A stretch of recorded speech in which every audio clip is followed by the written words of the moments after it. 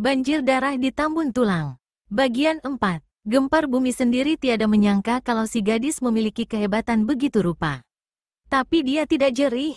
Dengan senyum mengejek, Gempar Bumi menghadapi si gadis dengan tangan kosong dan buka jurus pertahanan. Senjata lawan lewat di depan pinggangnya. Jurus pertahanan diganti kini dengan jurus serangan.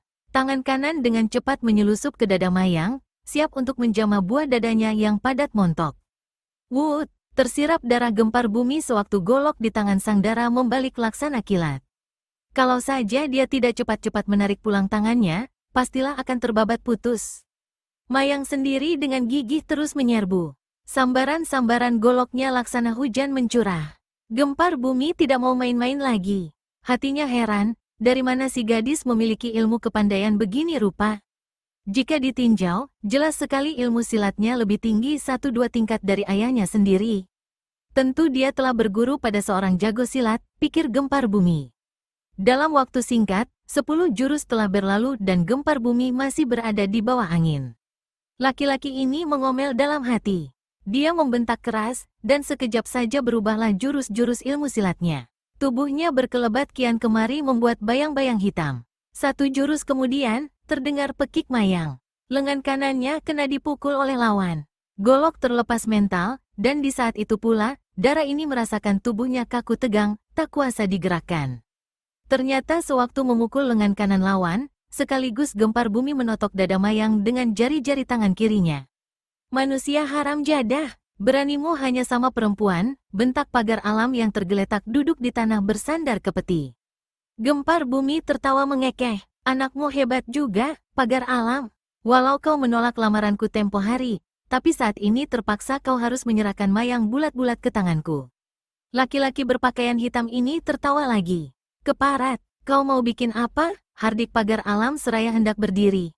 Tapi tubuhnya terduduk kembali. Sepasang kakinya yang terebus matang tak kuasa untuk ditegakkan. Darah laki-laki ini bergejolak marah.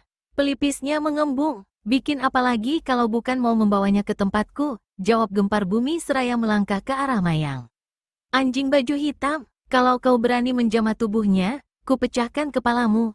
Gempar Bumi menyeringai, berdiri pun kau tak mampu. Bagaimana mau membunuh aku? Dan dia melangkah lagi mendekati Mayang. Tapi begitu tangannya diulurkan untuk meraih pinggang sang dara, tiba-tiba. Buukek, punggungnya dihantam orang dari belakang, yang kerasnya cukup membuat Gempar Bumi mengerenyitkan kulit kening kesakitan. Dia berpaling dengan cepat, dan berkeretekanlah geraham-gerahamnya. Ternyata yang meninju punggungnya tadi bukan lain anak laki-laki kecil, adik Mayang. Buyung, berlalulah dari hadapanku kalau tak ingin kena tempelak, bentak Gempar Bumi. Orang jahat, kalau kau berani membawa lari kakakku, aku akan. Akan apa? Tanya Gempar Bumi seraya bertolak pinggang. Si anak menjawab dengan menyerang marah. Tinjunya yang kecil tapi cukup keras dihantamkan ke perut Gempar Bumi. Tapi tentu saja Gempar Bumi bukan tandingan si buyung kecil ini. Ditangkapnya lengan anak itu, lalu dipuntirnya ke belakang, hingga si anak menjerit-jerit kesakitan dan coba menendang paha Gempar Bumi dengan tumitnya. Gempar Bumi mendorongnya ke muka, hingga hampir saja dia jatuh menyungkur tanah. Tiba-tiba, si anak melihat golok yang dipakai kakaknya untuk menyerang Gempar Bumi. Dengan cepat dia membungkuk dan mengambil senjata itu, lalu membalik menyerang Gempar Bumi kembali. Tikus cilik tak tahu diuntung, maki Gempar Bumi, dan sebelum senjata itu sampai ke dekat tubuhnya, tangan kanannya sudah bergerak. Plaakek, si anak terpekik, bibirnya pecah dan berdarah, 2 buah giginya mencelat mental. Tubuhnya terpelanting 1 tombak dan menggelusur di tanah tanpa sadarkan diri. Bangsat rendah, terima ini, teriak pagar alam dengan amarah mendidih. Dijangkaunya keris yang terletak di atas peti, lalu dilemparkannya ke arah Gempar Bumi. Senjata itu melesat mencari sasaran di batang leher Gempar Bumi. Yang diserang ganda tertawa. Setengah jengkal lagi ujung keris akan menembus tenggorokannya. Laki-laki ini gerakkan tangan kanannya. Dan sesaat kemudian, kelihatanlah bagaimana dengan mudahnya senjata itu dijepit di antara jari tengah dan jari telunjuk. Itulah ilmu menjepit senjata yang lihai. Semua orang yang menyaksikan hal ini sama leletkan lidah kagum. Tapi bila mereka ingat siapa Gempar Bumi adanya, maka kekaguman itu mendadak sontak berubah menjadi kebencian. Gempar Bumi timang-timang beberapa kali keris itu. Tiba-tiba tangannya itu digerakkan dan, kap, Senjata itu menancap di peti di mana pagar alam duduk bersandar, hanya setengah senti dari telinga kirinya. Gempar bumi tertawa gelak-gelak. Jika tidak mengingat kau bapaknya Mayang, pasti sudah kutembus keningmu dengan senjata itu, katanya. Lalu dia menambahkan, tapi di lain hari jika kau masih tidak tahu tingginya Gunung Merapi dan dalamnya Ngarai Sianok, aku tak akan ampuni jiwamu. Abis berkata demikian, gempar bumi melompat ke hadapan Mayang. Dan kini tak satu orang pun yang bisa atau berani menolong gadis yang hendak dilarikan itu. Tangan kanan bergerak meraih pinggang Mayang dengan ketat. Tapi mendadak, raihan itu terlepas kembali. Dari balik gerombol orang banyak di tepi jalan melesat sebuah benda kecil menghantam sambungan siku gempar bumi. Kulit di lengan siku itu lecet. Sekujur lengan kanan gempar bumi tergetar dan rasa sakit membuat dia melepaskan raihannya. Tak seorang pun agaknya yang mengetahui kejadian itu selain gempar bumi sendiri. Laki-laki ini memandang berkeliling dengan geram, mencari-cari siapakah manusia yang telah melemparkan benda itu. Tapi siapa yang hendak diduga di antara orang sebanyak itu? Dan ketika ditelitinya, ternyata benda kecil yang dipakai untuk menghantam tangannya itu adalah hanya sebutir kerikil yang besarnya tak sampai seujung jari kelingking. Nyatalah ada seorang pandai yang telah turun tangan. Sementara itu, semua orang, termasuk pagar alam dan Mayang sendiri, merasa heran kenapa gempar bumi tak jadi meneruskan niatnya melarikan darah itu. Gempar bumi berdiri bimbang seketika. Tiba-tiba laksana kilat, tubuh Mayang sudah disambarnya, dan dengan cepat membawa gadis itu ke atas kuda. Dengan tangan kiri, gempar bumi menepuk pinggul binatang itu. Rasanya sekali tepuk saja, kuda itu akan segera melompat dan lari. Tapi kali ini, kuda itu jangankan melompat dan lari, bergerak pun tidak. Gempar bumi menepuk sekali lagi lebih keras. Ayo, larilah. Tapi binatang itu tetap berdiri di tempatnya. Keempat kakinya tak bergeser sedikit pun. Hanya kepala dan lehernya saja yang digerak-gerakkan. Kemudian binatang ini meringkik beberapa kali. Ayo lari, bentak gempar bumi. Tetap saja kuda itu tegak di tempatnya. Di samping rasa heran dan penasaran, kekejutan juga timbul di hati gempar bumi. Ketika diperiksanya dengan cepat, ternyata keempat kaki kudanya telah ditotok. Dan 4 butir kerikil kelihatan tak jauh dari kaki-kaki binatang ini.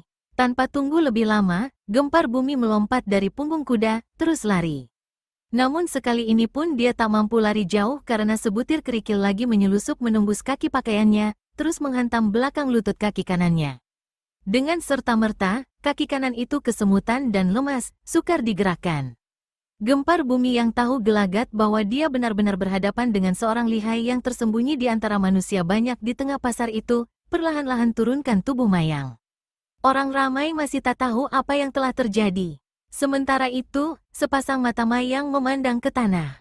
Dilihatnya sebutir kerikil dekat kaki kanan gempar bumi. Gadis bermata tajam dan memiliki ilmu yang cukup tinggi ini, untuk pertama kalinya mengetahui apa yang sebenarnya telah terjadi. Dan bila dia memandang, paras laki-laki itu sangat berubah. Gempar bumi menyadari kalau diteruskannya niat untuk melarikan Mayang, pasti orang pandai yang tersembunyi di antara manusia banyak di pasar itu akan turun tangan dan lebih mencelakainya lagi. Lemparan-lemparan batu kerikil tadi bukan lain merupakan peringatan keras terhadapnya.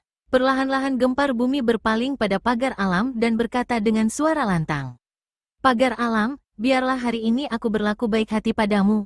Anakmu aku bebaskan, tapi ingat, aku akan datang kembali untuk mengambilnya. Gempar bumi lepaskan totokan pada keempat kaki kudanya, lalu naik ke punggung binatang itu. Sebelum berlalu, dilepaskannya totokan di dada Mayang, kemudian cepat-cepat menghilang dari tempat itu. Penghadangan di jalan sunyi, di jalan yang buruk penuh dengan lobang-lobang, demikian rupa bendi itu tak dapat berjalan cepat.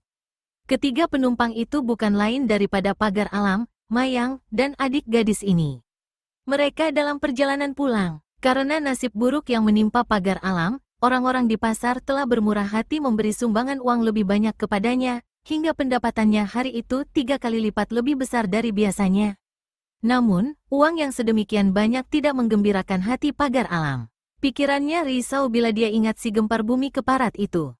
Cepat atau lambat, pasti dia akan datang kembali untuk mengambil Mayang dengan paksa lalu melarikannya. Dimakluminya bahwa gempar bumi bukan tandingannya, juga bukan lawan anaknya. Sekalipun mereka mengeroyok laki-laki itu, tetap saja mereka tak akan mampu mengalahkannya. Ini hal pertama yang merisaukan hati pagar alam. Hal kedua ialah keadaan kakinya itu. Meski sudah diobati oleh anak gadisnya, tapi dalam seminggu 2 minggu pasti tak akan sembuh. Sementara itu, Bendy yang mereka tumpangi berjalan juga menempuh jalan buruk dan sunyi. Kedua tepi jalan ditumbuhi semak belukar lebat, dan di belakang semak belukar itu berderetan pohon-pohon besar tinggi. Bendy bergerak terus dan mereka bicara-bicara juga. Kusir Bendy sudah sejak lama tak mencampuri lagi pembicaraan kedua beranak itu. Tali kekang kuda dipegangnya dengan terkantuk-kantuk. Hembusan angin yang sejuk di tengah hari itu memang menimbulkan rasa kantuk. Tiba-tiba Pagar Alam dan Mayang hentikan pembicaraan mereka. Di kejauhan, terdengar derap kaki kuda, makin lama makin keras. Dari balik tikungan di hadapan mereka, muncul seorang penunggang kuda berpakaian serba hitam. Pada bagian dada bajunya terpampang lukisan kepala harimau berwarna kuning. Ketika penunggang kuda itu tambah dekat, berubahlah paras si Bendy itu. Pagar Alam meraba hulu keris yang tersisip di pinggangnya. Mayang mengeluarkan golok dari dalam peti, sedang kusir Bendy bersiap-siap dengan sebatang besi yang tergeletak di lantai Bendy dekat kakinya. Si penunggang kuda bukan lain dari Gempar Bumi adanya. Gempar Bumi hentikan kudanya. Kusir Bendy pun telah pula menghentikan kendaraannya. Sekarang kuharap kau tak usah banyak rewel, Pagar Alam, kata Gempar Bumi dengan nada keren. Anakmu akan kuambil. Kau manusia yang paling tidak bermalu di dunia ini, Gempar Bumi. Pinanganmu ditolak, aku kau celakai, dan kini kembali kau memaksa untuk melarikan anakku. Gempar Bumi tertawa sinis. Mulutmu masih tetap besar, aku hargai nyalimu, tapi agar tidak lebih celaka, kuharap kau serahkan anakmu secara baik-baik. Kalau tidak, terpaksa aku memberi hajaran yang lebih keras padamu. Kau boleh bawa anakku, Gempar Bumi, desis Pagar Alam. Tapi, langkahi dulu mayatku.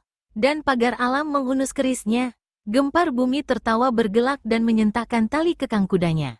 Sesaat kemudian kuda dan Bendy pun telah bersisisian. Turun dari Bendy itu, Mayang, perintah Gempar Bumi.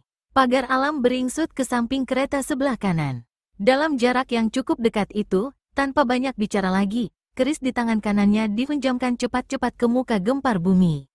Manusia tolol, maki Gempar Bumi. Sekali dia gerakkan tangan kanan memukul lengan Pagar Alam, mentallah keris laki-laki itu, sedang lengan yang kena dipukul kelihatan bengkak matang biru. Pagar Alam merintih kesakitan. Dalam pada itu, dari samping menderu satu sambaran golok ke arah batok kepala Gempar Bumi. Ternyata Mayang telah melancarkan serangan yang pertama sambil melompat dari Bendy. Adiknya juga tak tinggal diam. Dengan sebatang kayu, anak laki-laki ini mengemplang ke arah bahu kanan Gempar Bumi. Sementara Pagar Alam mengambil sebuah lembing dari dalam peti. Si Malin, kusir Bendy, meski tak ada sangkut paut dalam urusan itu, tapi memang sudah sejak lama membenci terhadap Gempar Bumi, tak ayal lagi segera mengambil batang besi dari lantai Bendy dan menyerang Gempar Bumi dari belakang. Diserang begitu rupa, Gempar Bumi marah bukan main. Dia berteriak, jangan menyesal kalau kalian kuhajar babak belur. Lalu dia melompat dengan cepat dan gerakkan kedua tangannya. Dua orang terpekik. Yang pertama, anak laki-laki Pagar Alam. Kayu di tangan anak itu mental. Tangannya yang kecil laksana tanggal dari persendiannya. Tubuhnya mencelat dan terguling di tanah, kepalanya terbentur roda kereta, terus pingsan. Orang kedua yang terpekik ialah Malin si kusir Bendy. Gempar Bumi yang merasakan sambaran angin di belakangnya sudah maklum kalau dia mendapat serangan dari arah itu. Karenanya, begitu melompat dari punggung kuda, Gempar Bumi laksana kilat hantamkan sikut kanannya ke belakang. Kraakek. Suara kraak itu hampir tak kedengaran karena pekik setinggi langit yang keluar dari tenggorokan Malin. Tulang iganya sebelah kanan patah 2 buah. Tubuhnya mental sampai 1 tombak. Begitu jatuh, dia sudah tak sadarkan diri lagi. Pertempuran kini berjalan jauh dari kereta. Meskipun Pagar Alam memegang sebuah lembing, namun dia tak bisa berbuat suatu apa karena dia tak bisa berdiri, apalagi berjalan dan turun dari kereta. Otomatis, pertempuran itu kini hanya berjalan 1 lawan 1, yaitu Gempar Bumi menghadapi Mayang. Tingkat kepandaian Mayang jauh lebih rendah dari lawannya. Maka dalam setengah jurus saja, gadis berparas jelita yang telah membuat Gempar Bumi tergila-gila itu terdesak hebat. Gadis cantik, kata Gempar Bumi dengan senyum mengejek. Kalau saja kau serahkan dirimu secara baik-baik, pastilah. Wut, Gempar Bumi tak bisa melanjutkan ucapannya. Sebuah benda panjang berdesing ke arahnya. Ternyata lembing yang dilemparkan dengan cepat oleh pagar alam dari atas Bendi. Gempar bumi rundukkan kepala. Lembing itu lewat di atas kepalanya. Pada saat yang sama, kaki kanan Mayang menderu ke arah dadanya. Mayang, terpaksa kuakhiri segala kehebatanmu ini, kata gempar bumi. Ditangkapnya kaki kanan Dara itu. Dengan kalap, Mayang membacok ke bawah. Gempar bumi angkat kaki sang Dara. Akibatnya, Mayang terpaksa tarik pulang bacokan goloknya karena kalau diteruskan, pasti akan membabat kaki kanannya sendiri. Begitu serangan ditarik, begitu gempar bumi gerakkan tangan kiri. Maka terampaslah golok di tangan Mayang. Gempar bumi lepaskan kaki kanan lawan. Dengan tangan itu, dia segera hendak menotok tubuh Mayang. Tapi secepat kilat, si gadis jatuhkan diri di tanah, lalu berguling. Ketika bangun lagi, di tangannya sudah tergenggam lembing yang tadi dilemparkan ayahnya. Batang lehermu dulu kutembus, baru aku larikan diri, jawab Mayang, lalu kirimkan satu tusukan kilat ke leher lawannya. Gempar bumi bergerak untuk merampas senjata itu, tapi tusukan lembing kini berubah menjadi satu kemplangan yang ganas ke arah batok kepalanya. Penasaran, gempar bumi sambut hantaman lembing dengan pukulan lengan kiri. Lembing patah dua, bagian yang runcing mental ke udara, sedang yang lainnya masih tergenggam di tangan Mayang, dan dengan patahan lembing itu si gadis bertahan mati-matian. Tapi sampai beberapa lamakah dia dapat mempertahankan diri? Kemunculan Wiro Sableng. Wiro Sableng, si pendekar 212 murid Eyang Sinto Gendeng dari puncak Gunung Gede, tengah menempuh rimba belantara, mengambil jalan memotong agar lebih lekas sampai di tempat tujuan, yaitu antara Gunung Merapi dan Gunung Singgalang. Lapat-lapat didengarnya suara orang membentak beberapa kali yang diselingi suara seseorang yang tertawa gelak-gelak. Wiro yang sudah banyak pengalaman segera mengetahui bahwa biasanya bentakan-bentakan itu keluar dari mulut seseorang yang marah dan geram.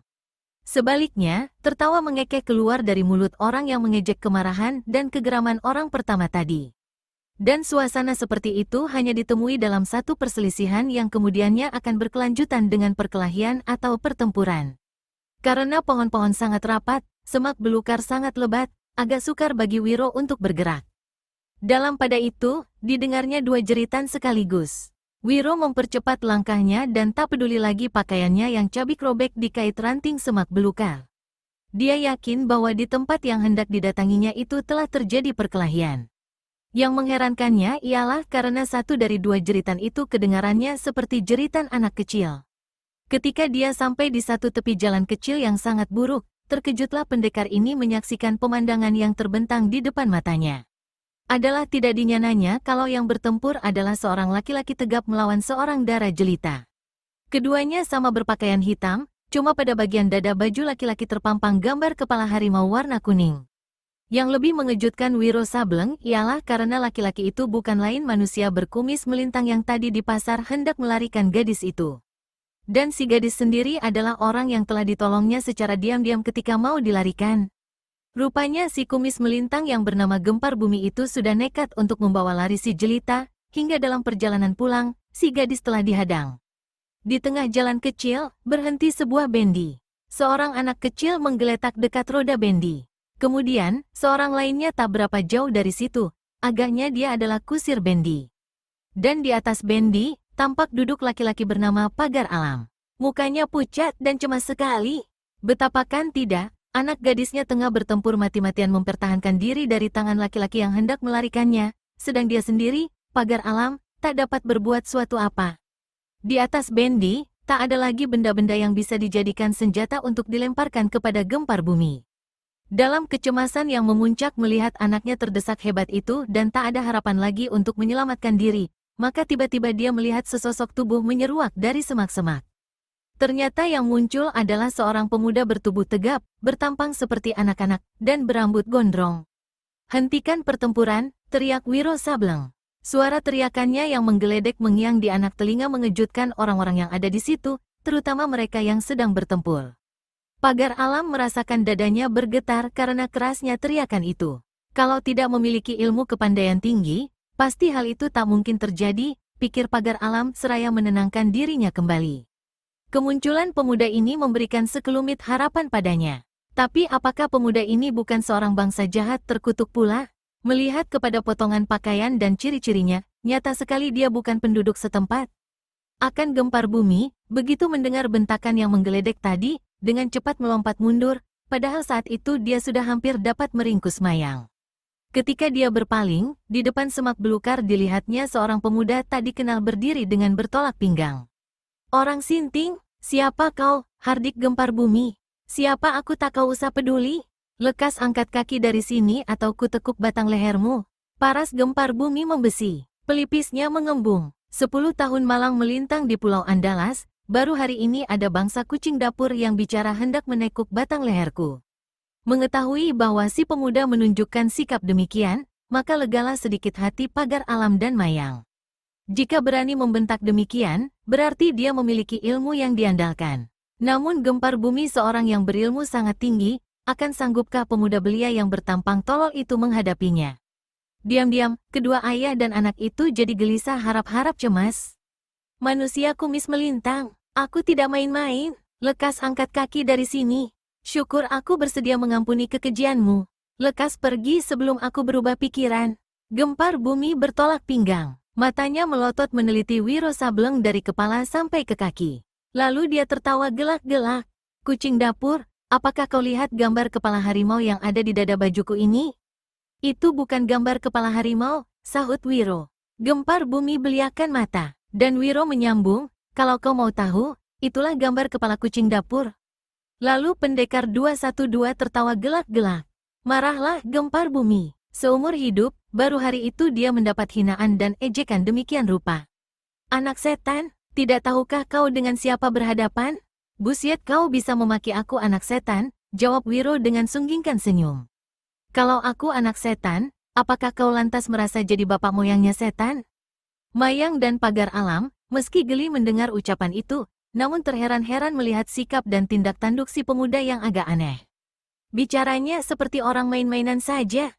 Sebaliknya, dengan nada mendesis karena mendidih hawa amarah yang menggejolakkan darahnya, gempar bumi berkata, "Melihat kepada tampangmu, agaknya kau bukan orang sini. Pantas kau tak dapat membedakan mana tikus dan mana singa jantan. Oh, jadi kau adalah seekor singa jantan? Pantas, pantas, kau memang punya tampang seperti singa jantan," kata Wiro pula memotong ucapan gempar bumi, lalu tertawa gelak-gelak. Kemarahan gempar bumi tak dapat dikendalikan lagi. Dia melompat ke hadapan Wiro dan hantamkan tinju kanannya ke kepala pemuda itu. Sekali menghantam, dia berharap akan menghancurkan kepala si pemuda. Karena itu, sengaja dikeluarkannya jurus ilmu silatnya yang hebat yang bernama Palu Sakti Memukul Genta. Tapi tidak semudah itu untuk menghancurkan kepala pendekar 212. Pada saat serangan lawan baru bergerak setengah jalan, dia sudah menyingkir ke samping, dan dari samping kirimkan satu tempelak untuk menanggalkan sambungan sikut lawan. Terkejutlah gempar bumi. Serangannya yang hebat itu bukan saja dapat dielakkan lawan, tapi malah kebalikannya, kini dia sendiri yang kena diserang. Kedua kakinya dijejakkan ke tanah. Tubuhnya melesat ke atas membuat tempelakan Wiro Sableng lewat. Dengan cepat kemudian, gempar bumi kirimkan satu tendangan ke perut lawan, sedang tangan kanan untuk kedua kalinya turun menghantam batok kepala Wiro Sableng. Pendekar 212 bersiul. Meskipun gerakan ilmu silat gempar bumi agak aneh, tapi dasarnya tiada beda dengan ilmu silat yang dimainkan tokoh-tokoh silat di Pulau Jawa. Begitu bersiul, Wiro kelebatkan badannya. Untuk kedua kalinya, gempar bumi dibikin kaget. Dia tak mengerti bagaimana pemuda bertampang tolol, sanggup mengelakkan sekaligus kedua serangannya. Sedangkan pada saat itu, tahu-tahu tangan kirinya sudah menyelinap menamparkan ke arah dada dalam satu gerakan kilat yang mendatangkan angin keras. Penuh penasaran, gempar bumi pergunakan lengan kanannya untuk memapasi serangan lawan. Kalau ilmu silat lawan boleh diandalkan, dalam tenaga dalam tentu si pemuda tak akan menang, begitulah pikiran gempar bumi. Wiro sendiri yang melihat datangnya serangan memapas ini, meski tamparannya pada dada tadi pasti akan mengenai sasarannya, tapi karena ingin menjajaki tenaga dalam lawan, sengaja melintangkan tangan kirinya. Buukek, maka beradulah kedua lengan itu. Gempar bumi keluarkan seruan tertahan. Tubuhnya terjajar sampai 7 langkah ke belakang, sedang lengannya yang beradu dengan lengan lawan bukan saja tergetar hebat, tapi juga sakit bukan main. Ketika ditelitinya, lengan itu tampak kemerah-merahan. Menciutlah hati laki-laki berkumis melintang ini. Nyatanya, tenaga dalam si pemuda tidak berada di bawahnya. Menurut taksiran gempar bumi, tenaga dalam lawan berada 2 atau 3 tingkat di atasnya. Sebenarnya dugaan gempar bumi ini meleset. Kalau waktu bentrokan lengan tadi dia mengerahkan seluruh tenaga dalamnya, maka Wiro Sableng cuma mengandalkan 3/5 bagian saja dari tenaga dalamnya. Lengannya pedas kesemutan, sedang tubuhnya tergotai nanar beberapa detik lamanya. Menyadari bahwa lawan lebih unggul dalam tenaga dalam, maka gempar bumi segera mengeluarkan ilmu silat simpanannya yang paling diandalkan, yang telah diyakininya selama 8 tahun, yaitu ilmu silat harimau. Kedua kakinya menjejak bumi laksana batu karang.